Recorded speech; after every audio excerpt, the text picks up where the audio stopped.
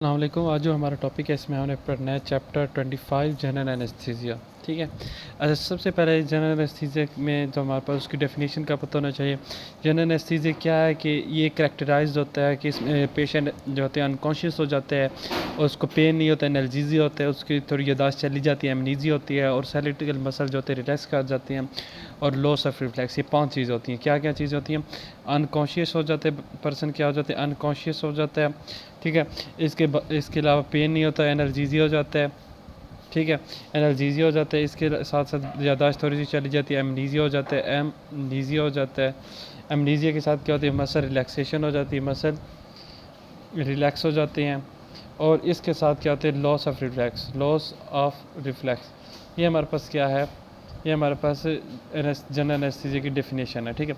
अब ड्रग, इसको जो है ना, ड्रग को जो है एनेस्थेसिक में जनरल एनेस्थीसिया में यूज़ होती हैं, उसके 2 डिवीजन हैं। एक हमारे पास आ जाते हैं इनहेल। क्या आ जाते हैं? इनहेल। दूसरी हमारे पास आती है आईवी। अब इनहेल की बात करते हैं, फिर उसके बाद आईवी की बात करते हैं। ठीक है। 2 तरह की हमारे पास ड्रग होती हैं, एक होती है इनहेल, एक होती है आईवी। जो इनहेल है ना, वो फर्दर हमारे पास 2 तरह की होती है। फर्दर कितनी होती है? 2 तरह की। और ये हमारे पास फर्दर कितनी होती है? 5 तरह की। कितनी होती है? 5 तरह की। कैसे होती हैं कि जो हमारे इनहेल होती है ना, तो इनहेल कोई चीज़ कर सकते हैं 2 तरह से कर सकते हैं। या तो हम क्या करते हैं, उसको गैस की फॉर्म में इनहेल करें, या हम उसको किस फॉर्म में इनहेल करें? लिक्विड में। तो ये हमारे पास या तो गैस हो सकती है या लिक्विड हो सकता है। ठीक है। अब जो गैस है वो हमारे पास कौन सी है? Nitrous oxide. क्या है? नाइट्रस ऑक्साइड है। अब नाइट्रिक ऑक्साइड क्या है, हम उसको ले सकते हैं। नाइट्रिक ऑक्साइड का अभी याद रखना, इधर ही मैं एक चीज़ आपको बता देता हूँ कि नाइट्रिक ऑक्साइड जब ज़्यादा लेते हैं तो एक डिजीज़ काज कर सकती है, जिसे कहते हैं मैगेलोब्लास्टिक। चलो ये इसकी टॉक्सिसिटी मैं बता दूंगा आपको। ठीक है। आज लिक्विड में जो है हमारे पास 2 तरह से यूज़ करते हैं। एक हेलोथीन यूज़ करते हैं, हेलोथीन। एक होते हैं फ्लोरेन। हमारे पास फ्लोरेन होता है। फ्लोरेन क्या होते हैं? एक पूरी गिलास है, इसमें हमारे पास आ जाते हैं डिसफ्लोरेन आ जाता है, डिसफ्लोरेन आ जाता है, जिसके एंड में क्या है? फ्लोरेन है। आइसोफ्लोरेन आ सकता है, आइसोफ्लोरेन हो सकता है, एन फ्लोरेन हो सकता है, एन फ्लोरेन हो सकता है। तो ये इसी तरह पूरी एक क्लास है फ्लोरेन की। ठीक है। ये हमारे पास 2 क्या हैं? इनहेल हैं। आईवी की बात करें तो आईवी में हमारे पास आ जाते हैं बारबिट्रेट्स आ जाते हैं, बारबिट्रेट्स आ जाते हैं। इसके साथ साथ बेंजोडाइज़ेपिन आ जा सकते हैं। ठीक है। इसके साथ हमारे पास कुछ ओपियाइड आ सकते हैं। ओपियाइड तो आपको पता है एनेस्थीसिया में यूज़ होते हैं, ओपियम जो होती है, ड्रग्स वगैरह, तो वो तो काफ़ी फेमस है। इसके अलावा डिसोसिएटिव ड्रग होती हैं, डिसोसिएटिव। अब ये डिसोसिएटिव का क्या मतलब? डिसोसिएटिव वो ड्रग्स होती हैं in which the patient remain the conscious. लेकिन पेशेंट जो है वो अभी कॉन्शियस है, लेकिन there is a mark in catatonia, muscle relaxation and amnesia. मतलब पर्सन तो कॉन्शियस है, वो देख रहा है अपने ऑपरेशन। ठीक है। लेकिन उसकी क्या होती है? थोड़ी सी याददाश्त चली जाती है और कैटाटोनिया हो जाता है। कैटाटोनिया से जो होते हैं मसल मूवमेंट जो होती है ना, वो क्या होती हैं? इरेगुलर होती है मसल मूवमेंट। ठीक है। एबनॉर्मल मूवमेंट को क्या हम कहते हैं? कैटाटोनिया। तो सिंपल सी बात है, डिसोसिएटिव हमारे पास क्या होती है? ऐसी ड्रग होती हैं जो कि हमारे पास ऐसा एनेस्थीसिया पे काज करती है जिसमें पेशेंट तो कॉन्शियस होता है, लेकिन उसमें क्या होता है? एनाल्जेसिया भी होता है, एमनीजिया और कैटाटोनिया भी होता है। ठीक है। ये चीज़ होती है। और डिसोसिएटिव के लास्ट हमारे पास जो आ जाती है वो अदर आ जाती हैं। ठीक है। अब अदर में हमारे पास 2 तरह से हो सकती हैं। या तो हमारे पास अदर में हो सकती है प्रोपोफोल हो सकती है, प्रोपोफोल हो सकती है, या हमारे पास जो होता है इथोमिडेट हो सकती है, इथोमिडेट। डिसोसिएटिव के मैंने छोड़ दिया। डिसोसिएटिव तो डेफिनेशन बता दी मैंने, पेशेंट कॉन्शियस होते हैं लेकिन उसमें एनाल्जेसिया होता है और एमनीजिया होता है और कैटाटोनिया होता है। ठीक है। इस एग्जांपल में हमारे पास आ जाता है कीटामाइन।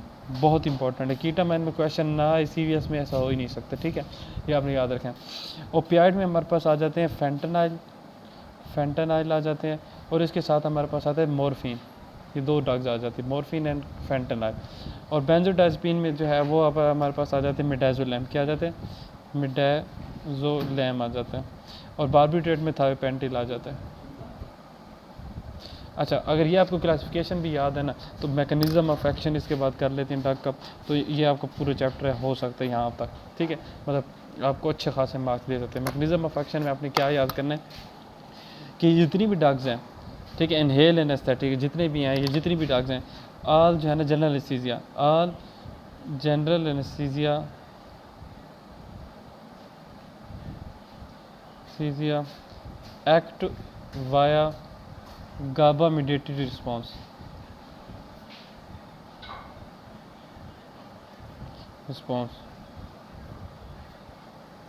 एक्सेप्ट जितनी भी ड्रग्स हैं वो सारे क्या करती है, गाबा जो रिसेप्टर है उसको एक्टिवेट कर देती है। कैसे? गाबा को या तो ज़्यादा करेगी, वो सारा हमने पीछे पढ़ ली कि किस तरह का गाबा को, बेंजोडाइज़पीन को मैं कर सकता हूँ यूज़, फिनोबार्बिटल को यूज़ कर सकता हूँ, बार्बिट्रेट को यूज़ कर सकता हूँ। ये सारा गाबा मीडिएटेड रिस्पॉन्स देती है। कैसे? कि गाबा जो है वो जाकर रिसेप्टर पे लगेगा, वो रिसेप्टर पे लगेगा, क्लोराइड चैनल ओपन होंगे, क्लोराइड चैनल, क्लोराइड अंदर आएगा, सेल के अंदर आएगा। वो सारा मैंने आपको पीछे बताया कि क्लोराइड जब अंदर आता है तो सेल के अंदर नेगेटिविटी बढ़ जाती है। गाबा रिसेप्टर होते हैं यहाँ पे लगे हुए, ठीक है। क्लोराइड ने अंदर आ गया, मूव कर गया क्लोराइड चैनल से, गाबा रिसेप्टर जब एक्टिवेट होते हैं तो उससे हाइपर पोलराइजेशन हो जाती है, जिसकी वजह से क्या होता है कि सिग्नल, वो पेन का सिग्नल ट्रांसफ़र नहीं हो सकता, ठीक है, एक्शन पोटेंशियल प्रोड्यूस नहीं हो सकता, इसलिए हम उसको एनेस्थीसिया में यूज़ कर सकते हैं, ठीक है। जितनी भी डॉक्टर सारियाँ गाबा मीडिएटेड रिस्पॉन्स देती हैं, उसके ज़रिए इनका मैकेनिज्म ऑफ एक्शन होता है, ठीक है। मतलब ये गाबा को क्या कर सकते हैं, फैसिलिटेट करती हैं, ठीक है, या मिमिक करती हैं। लेकिन एक्सेप्ट कौन कौन सी चीज़? एक्सेप्ट कीटामाइन। कीटामाइन क्या है? NMDA ब्लॉकर है। NMDA रिसेप्टर होता है ग्लूटामेट का। देखो गाबा जो होता है वो इनहिबिटरी इन नेचर होता है, मैंने बार बार बताया। ग्लूटामेट जो होता है एक्साइटेटरी, तो या तो इनहिबिटरी बना दूँ या एक्साइटेटरी को कम कर दूँ। तो मैं क्या करता हूँ, कीटामाइन क्या कहते हैं, ये जो ग्लूटामेट है ना, जो एक्साइटेटरी है उसको कम कर देगा। जब एक्साइटेटरी कम होगी तो सिग्नल नहीं जाएंगे, पेन के सिग्नल ट्रांसफ़र नहीं हो सकेंगे। ये एंटागोनिस्ट है, गाबा एंटागोनिस्ट, ठीक है। इसके अलावा जो हमारे पास आ जाती है अदर ड्रग, जैसे हमारे पास आ जाती है अदर में एंड और ओपिएट दूसरे नंबर पे। ओपिएट का मैकेनिज्म क्या है? ओपिएट के अपने रिसेप्टर हैं, म्यू, कापा एंड डेल्टा। ये अभी मैं इसके डिटेल नहीं बताता, ये ओपिएट के पूरे चैप्टर उसमें मैं बता दूंगा। इन रिसेप्टर के जरिए अपना फंक्शन करते हैं, ठीक है। और फिर हमारे पास अदर में प्रोपोफॉल आ जाते हैं, थोमिडेट, ये भी क्या करती हैं, गाबा मीडिएटेड रिस्पॉन्स देते हैं, ठीक है। अच्छा, प्रोपोफॉल हमारे पास आ जाए और ये दोनों क्या कहते हैं, गाबा मीडिएटेड हमारे पास देते हैं, या इनका अनसर्टेन है दोनों का भी, ठीक है। अच्छा, ये आपने याद रखें, प्रोपोफॉल में एक याद चीज़ रखनी है कि प्रोपोफॉल जो है ना, प्रोपोफॉल में और कोई भी याद ना हो चीज़ एक याद रखनी है, ये एंटीमेटिक है। क्या है? एंटीमेटिक है। बाकी ड्रग जितनी है उसके साथ हमें एंटी वॉमिटिंग ड्रग देनी पड़ती है बाकी एनेस्थीसिया के साथ, ताकि वॉमिटिंग ना आए। लेकिन अगर प्रोपोफॉल देंगे तो उसकी ज़रूरत नहीं है एंटीमेटिक, क्योंकि ये खुद एंटीमेटिक ड्रग है, ठीक है। ये एनेस्थीसिया भी काज करते हैं, एंटीमेटिक प्रॉपर्टी भी रखती है, ठीक है। अब कीटामाइन की बात है, कीटामाइन एक तो ये है कि बाकी सब गाबा मीडिएटेड है और ये NMDA रिसेप्टर ब्लॉकर है कीटामाइन। दूसरा कीटामाइन के एक पॉइंट आपने याद रखना है कीटामाइन का, कि कीटामाइन जो है ना, बाकी सारे क्या करते हैं, कार्डियोवास्कुलर सिस्टम को ये एक्टिवेट करती है कीटामाइन। बाकी सारे but all other depress cardiovascular system. ये जो है कीटामाइन, ये कार्डियोवास्कुलर सिस्टम को एक्टिवेट करते हैं। जब भी आपका MCQs में जनरल एनेस्थीसिया अपने कहीं पे ऑप्शन लिखा पड़ा कि ऐसी ड्रग यूज़ की जिससे टैकीकार्डिया हो गया, ये या हार्ट रेट बढ़ गया है, या कार्डिक आउटपुट बढ़ गया, इस तरह के सिम्टम, या ब्लड प्रेशर बढ़ गया है, तो आपने देखना है कि ये कौन सी चीज़ है जो कार्डियोवास्कुलर को एक्टिवेट करे। वो सिर्फ कीटामाइन है, तो MCQs लाजमी आता है, ठीक है। कीटामाइन कार्डियोवास्कुलर सिस्टम को एक्टिवेट करती है, बाकी जितनी ड्रग हैं वो सारी क्या करती हैं, इसको डिप्रेस करती हैं कार्डियोवास्कुलर सिस्टम की एक्टिविटी को, ठीक है। ये आपने पॉइंट याद रखें। फिर आपने पॉइंट याद रखें, जितने भी हमारे पास इनहेल है ना, ये वाले इनहेल, ये सारे क्या हैं, ऑल इनहेल जितने भी हैं हमारे पास, ये क्या है, ऑल इनहेल एनेस्थीसिया, ये क्या कहते हैं, ब्रोंको डायलेशन करते हैं, ब्रोंको डायलेशन काज करते हैं, एक्सेप्ट डिस्फ्लोरेन के अलावा। ये आपने पॉइंट याद रखें, डिस्फ्लोरेन है वो ब्रोंको कंस्ट्रिक्शन काज करती है, इसलिए हम वो यूज़ नहीं करते, बाकी सारे ब्रोंको डायलेशन काज करते हैं, ठीक है। और नाइट्रिक ऑक्साइड का मैं उस वक्त पॉइंट बताने लगा था कि नाइट्रिक ऑक्साइड जो है ना, इसका एक याद रखना है कि नाइट्रिक ऑक्साइड की टॉक्सिसिटी में एक चीज़ आ जाती है कि नाइट्रिक ऑक्साइड जो है ना, ये क्या करता है, ये मैगलोब्लास्टिक एनीमिया काज कर सकता है, मैगलोब्लास्टिक एनीमिया काज कर सकता है। क्यों? क्योंकि ये जो है मैथियोनिन मेटाबॉलिज्म में उसको डिस्टर्ब करता है, मैथियोनिन सिंथेज एंजाइम को, अगर लिखना चाहे तो आप लिख लें, और वो इस तरह से मैगलोब्लास्टिक एनीमिया काज कर देता है, ठीक है। फिर हमने याद करना है एक और चीज़ कि जो हमारे पास है ना, हाँ बाकी या एक और चीज़ पॉइंट बहुत ज़्यादा इंपॉर्टेंट है कि हमारे पास है हेलोथेन, जो है ना, ये वाला हेलोथेन, और फ्लोरेन की एक टाइप है जिसका नाम है आइसोफ्लोरेन। ये दो चीज़ें कौन कौन सी, हेलोथेन एंड आइसोफ्लोरेन, ये क्या करती हैं, ये सेंसिटाइज कर देती हैं, किस चीज़ को सेंसिटाइज हार्ड कर देती हैं, सेस्टाइड हार्ट को कर देती हैं टू कैटेकोलामाइन। कैटेकोलामाइन मीन्स वहाँ पे जो उसके रिसेप्टर होते हैं ना कैटेकोलामाइन, वहाँ वो अपना नॉर्मल से ज़्यादा फंक्शन प्रोड्यूस करने लग जाएंगे, जिससे टैकीकार्डिया हो गया, हार्ट रेट बढ़ जाएगा, कार्डियक आउटपुट बढ़ जाएगी, ब्लड प्रेशर बढ़ जाएगा। तो ये आपने पॉइंट याद रखें कि कौन सी चीज़ है कैटेकोलामाइन को सेंसिटाइज करती है, तो ये आपने यहाँ से पॉइंट याद करना। अब जो है ना ये जो है मोस्टली जो क्वेश्चन पूछे जाते हैं वो मैंने आपको बता दिए, ठीक है। तो इसके बाद जो है जनरल एनेस्थीसिया में एक और चीज़ पूछ लेते हैं, मैकेनिज्म ऑफ एक्शन भी हमारा हो गया, एडवर्स इफेक्ट भी मैंने ऑलमोस्ट एक करके बता दिए डाक के, ठीक है। अच्छा, फिर हमारे पास होती है एक और इनफ्लोरेन। क्या? इनफ्लोरेन। इनफ्लोरेन एक फ्लोरेन क्लास है, वो उसकी पंजेंट स्मेल होती है, पंजेंट स्मेल होती है। उस पंजेंट स्मेल की वजह से वो क्या कर सकते हैं, वो रिस्पिरेटरी को उसी वक्त अरेस्ट कर सकते हैं, रिस्पिरेटरी अरेस्ट कर सकते हैं, रिस्पिरेटरी क्या कर सकते हैं, अरेस्ट कर सकते हैं, ठीक है।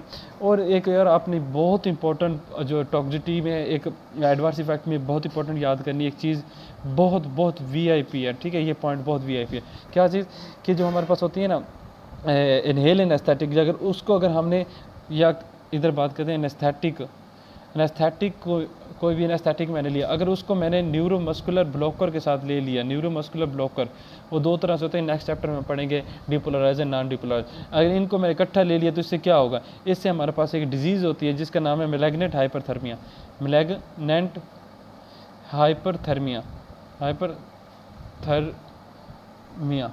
इसमें क्या होता है, हाइपरथर्मिया मीन्स फीवर हो जाता है, टिचेज आती हैं, इसके अलावा बंदे के जो है वो ट्रेमर्स होते हैं, माइक्रोनस हो जाती हैं, ये सारी सिम्टम उसमें आती हैं, ठीक है। इसमें क्यों होता है, क्योंकि ये जब इकट्ठी चीज़ें देते हैं ना तो ये क्या करती हैं, ये हमारे पास कैल्शियम के रिलीज़ को इन्हेंस करते हैं। जब ज़्यादा कैल्शियम होगा तो ज़्यादा बाइंड करेगा मायोसिन लाइट चेन काइनेज से, मायोसिन लाइट चेन काइनेज से ज़्यादा कैल्शियम बाइंड करेगा, ज़्यादा कंट्रैक्शन होगी, ट्रेमर्स वगैरह होंगे। मैं क्या करता हूँ, हम ये कहते हैं कि हम मैलिग्नेंट जो हाइपरथर्मिया के ट्रीटमेंट में ये करते हैं, अगर इसकी ट्रीटमेंट बात करें तो कैल्शियम के रिलीज़ को हमने ब्लॉक करना है। हम क्या करते हैं, इसके रिलीज़ कैल्शियम को रिलीज़ को क्या करते हैं, ब्लॉक करते हैं। इसके रिलीज़ को ब्लॉक करने के लिए जो ड्रग जो इस्तेमाल होती है उसका नाम है डेंट्रोलिन, डेंट्रोलिन हम यूज़ करते हैं। डेंट्रोलिन क्या होती है, रैनोडिन एक रिसेप्टर होती है, ryanodine on the circle on smooth endoplasmic reticulum. Smooth endoplasmic reticulum का अगर बात करें मसल में तो उसको कहते हैं सार्कोप्लाज्मिक रेटिकुलम, सार्कोप्लाज्मिक रेटिकुलम, ठीक है। सार्कोप्लाज्मिक रेटिकुलम के जो राइनोडिन रिसेप्टर हैं उन पे ये जाकर अटैच होगी और ये क्या करती है, जो कैल्शियम रिलीज़ है उसको ब्लॉक कर देती है, ठीक है। ये आपने बहुत इंपॉर्टेंट ये क्वेश्चन ये याद है। प्रोपोफॉल मैंने बता दिया कि वो एंटीमेटिक था, पीछे मैंने बता दिया। तो ये कुछ प्रॉपर्टीज़ के साथ ये चैप्टर हमने इस तरह करना है और इसको रटा हमने ज़्यादा नहीं मानना। एक जो चीज़ पूछी जाती है, एक और 2 पॉइंट पूछे जाते हैं कि what is MAC value. MAC पूछा जाता है, MAC value of anaesthesia. MAC होता है minimum alveolar concentration, minimum alveolar anaesthetic concentration. क्या होती है कि एक वो कम से कम एनेस्थीसिया की मिकदार जो कि हमने एक स्टैंडर्डाइज पेन रखा हुआ है वो हम सब पे यूज़ करते हैं, ठीक है। उस जो स्टैंडर्डाइज पेन है ना, अगर कोई मैं मेडिसिन देता हूँ तो वो जो उस मेडिसिन देने के बाद वो जो स्टैंडर्डाइज पेन है वो अगर किसी को महसूस नहीं होता, वो मिकदार कम से कम मिकदार जिस पे वो स्टैंडर्डाइज पेन महसूस नहीं होता बंदे को, उसको हम क्या कहते हैं, वो मैक वैल्यू। इसका मतलब है अगर किसी बंदे को मैं 5 मिलीग्राम देता हूँ मॉर्फिन, उससे पेन उसको वो स्टैंडर्डाइज पेन नहीं हो रहा, उसी बंदे को अगर मैं 5 मिलीग्राम की जगह 10 मिलीग्राम में देता हूँ तो प्रोपोफॉल, तो तब उसको पेन महसूस नहीं होगा। इसका मतलब है जो 5 मिलीग्राम पे पेन दे रही है मॉर्फिन बनिस्बत प्रोपोफॉल के जो 10 मिलीग्राम पे दे रही है, तो इसका मतलब मॉर्फिन जो कम मैक वैल्यू रखती है वो ज़्यादा पोटेंट है। तो मैक वैल्यू क्या करती है, हमें देती है कि जो जितनी ज़्यादा मैक वैल्यू कम होगी वो उतनी ज़्यादा पोटेंट होगी, ठीक है। ये फिर हमारे पास एक और होते हैं जिसे कहते हैं गैस पार्टीशन कोफिशिएंट। क्या है दूसरा है, ये के पॉइंट याद रखने आपने। दूसरा हमने ब्लड गैस कोफिशिएंट, ब्लड